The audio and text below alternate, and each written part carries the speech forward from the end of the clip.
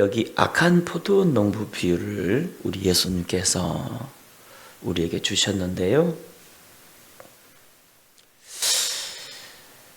한 사람이 포도원을 만들어 농부들에게 새로 주고 타국에 가서 오래 있다가 이렇게 말씀이 시작됐지요.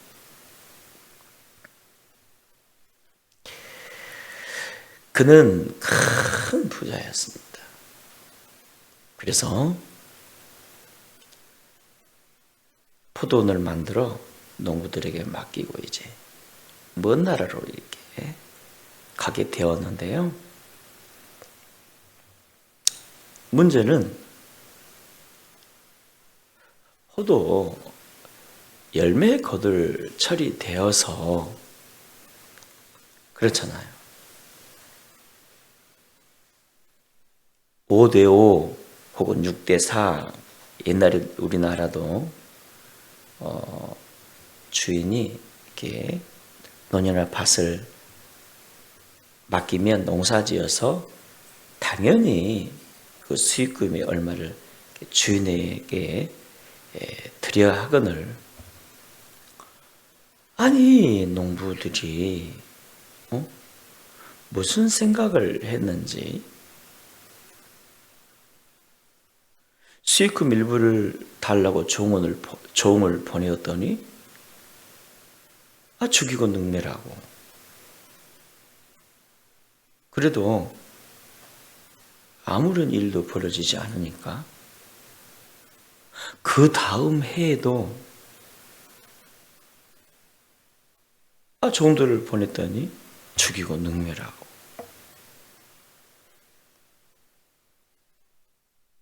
혹시 원한 관계가 있을까? 저들이 왜 이런 행동을 하지? 하고 이번에는 아들을 이렇게 보냈더니 세상에 아들까지 능멸하고 죽여버려요. 그 능멸하고 죽이면서 야야야 봐봐봐.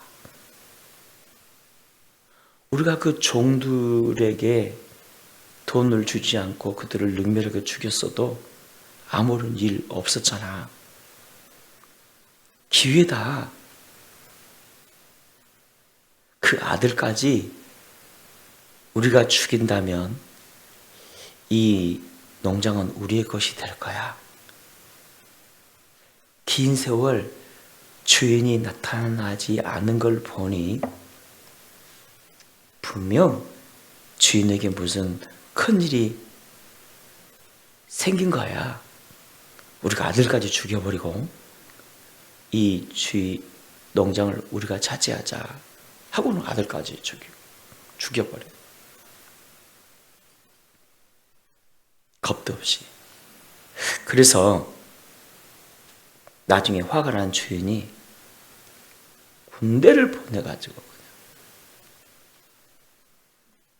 그 악한 농장의 주인들을 죽이고 멸망시키고 가문 전체를 그냥 박살내버렸던 그런 비유 아닙니까? 여러분 무슨 의도로 이 말씀하신지 아시잖아요. 저는 이 말씀을 이렇게 묵상하면서 이 단어가 떠오더라고요. 배은 망덕. 왜냐하면 하나님이 이스라엘을 사랑하셔서 당신께 돌아오라고 얼마나 많은 종들을 보냈습니다.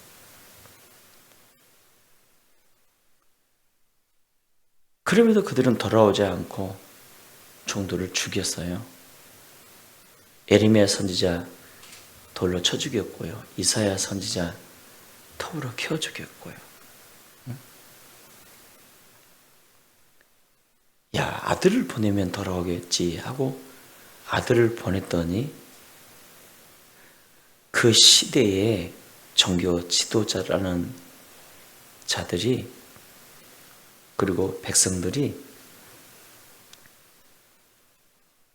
아들 예수 그리스도까지 능욕하고 모욕하고 십자가에 못 박아 죽여버렸어. 왜 그랬을까요? 탐심입니다. 욕심입니다.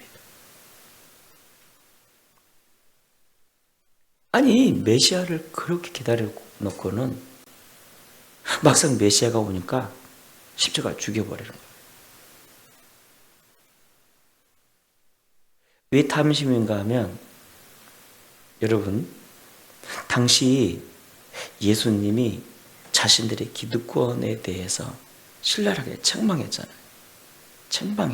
책망. 성전에서 상을 엎어버리면서 응? 아버지의 집을 너희가 강도의 토굴로 만드는구나 하면서. 그리고 늘상 그들의 기득권, 잘못된 기득권에 대해서 질타하니까 예수님이 싫었던 겁니다. 그 결과 그들은 영적으로나 육적으로 멸망했잖아요. 영적으로는 하나님께 버림받아 지옥 간 거고 육적으로는 AD 70년에 로마의 티투스를 통해서 완전히 그냥 수백만의 사람들이 죽은 거거든. 그러니까 배은만덕. 오늘날 이 말씀 우리에게 한번 적용해 봤습니다. 오늘날 하나님이 버릴 수밖에 없는 이 배은만덕의 죄는 뭘까? 첫째, 끝까지 그리스도를 거부한 죄입니다. 끝까지 그리스도를 거부한 죄. 여러분 그리스도를 거부한 죄에 대해서 단순히 나를 안 믿어 정도가 아니라요.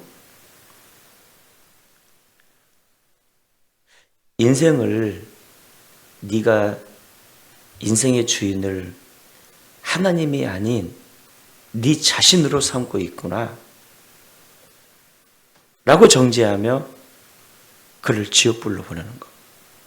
그러니까 여러분 우리가 살아가면서 내 삶의 주인이 진짜 하나님인가 아니면 나인가.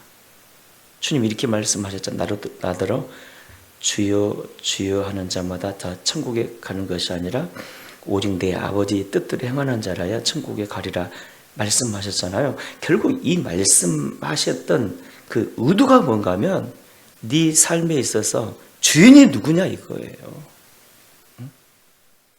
주인이 누구냐? 네가 니를 위해서 하냐? 우주와 천지와 만물의 창조자이신 하나님을 위해서 하냐? 결국 왜 하나님을 위해 살지 못하고 자신을 위해 살죠? 욕심 때문이라는 거예요. 그리고 두 번째, 이 시대의 배은만덕은요. 자, 은혜입니다. 은혜. 즉 은혜를 잃어버린 것.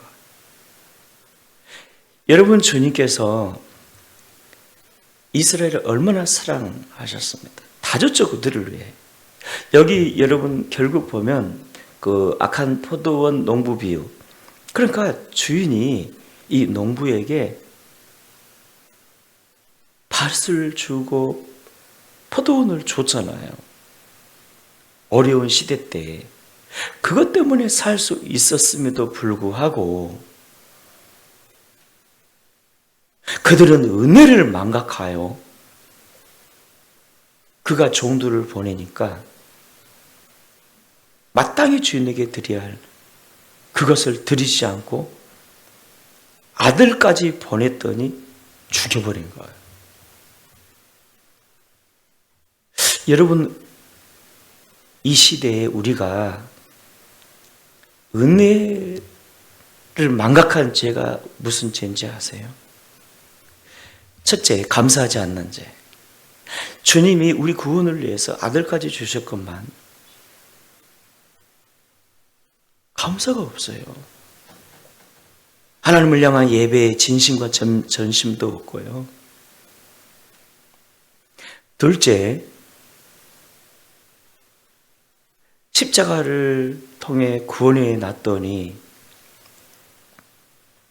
그렇잖아요. 은혜를 망각한 채 사명도 잃어버리고 이제 자신만을 위해 사네요. 물론 사명 감당하지 않을 때는 이유도 있고 그 핑계거리도 많겠지만, 그런데 여러분, 우리가 이 땅에 살면서 주께서 내게 주신 사명들 있잖아요. 한 달란트에 비유해서 봐보세요. 분명히 종이잖아요.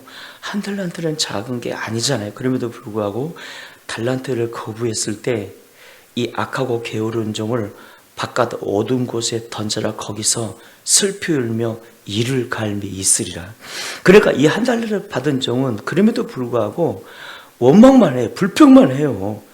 아니 그 많고 많은 종들 중에서 딱 3명 뽑아가지고 한 달란트를 줘서 지금 금으로 환산하면요 50억이라고요. 50억.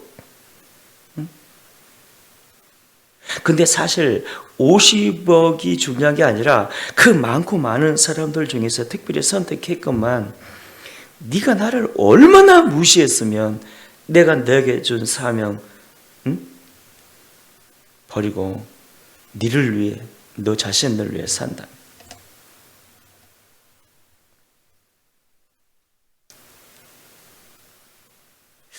우리 교회도 가만 보면 굉장히 교만해요, 성도들이.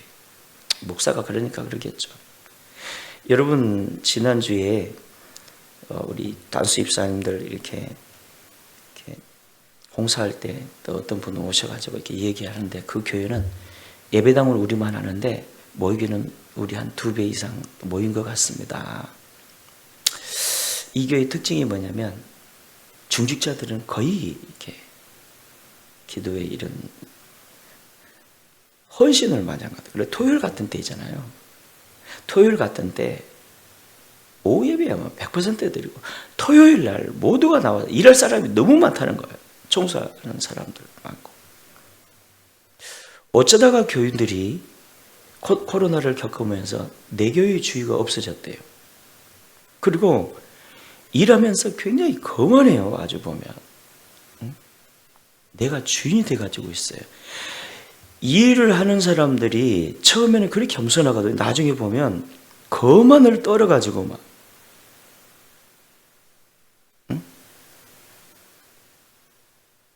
이 책망으로 받지 마세요. 토요일 날 와가지고 일하고 청소하고 할 거 없는가 물어보고 그래서 제가 아이고 하나님, 이게 내가 지금 목회를 잘못한 겁니까? 이렇게 고민해 봤습니다. 주의 교회를 무시하면요 하나님을 무시함이에요. 물론 이렇게 말씀을 묵상하면서 내가 교회를 무시한 것은 아닌가, 저는 또 저에게 적용하는 거예요. 저에게. 사랑하는 여러분, 이 말씀에 보니까 주님이 용서하지 않았거든요. 심판하셨잖아요. 배은 만덕이라는 단어. 주님 앞에서 배은 만덕 기억하시고, 난 볼 것 없어요. 우리 자신만 주님 앞에 바로 서서 주님의 영광을 위해 사는 우리 모두가 되시기를 주의 이름으로 축원합니다. 우리 따라합시다. 주여, 내가 죽게 하시고 내 안에 주님만 살게 하소서. 예. 그래서 참 이 말씀을 계속 어젯밤부터 말씀을 통해서 나에게 주시는 주님의 그 핵심 메시지는 뭘까? 이거 고민하다. 아침에 이제 이렇게 쭉 고민하다가 이거구나. 배은망덕. 제가 설명이 약했는지 몰라요. 하지만 배은 만덕이라는 단어는 분명히 여러분 깨달아야 돼요. 붙잡으셔야 돼요. 여기 보니까 자기 백성이었잖아요. 그럼에도 용서치 않았잖아요. 한 달란트 받은 자도 분명히 함께 일하는 자였잖아요.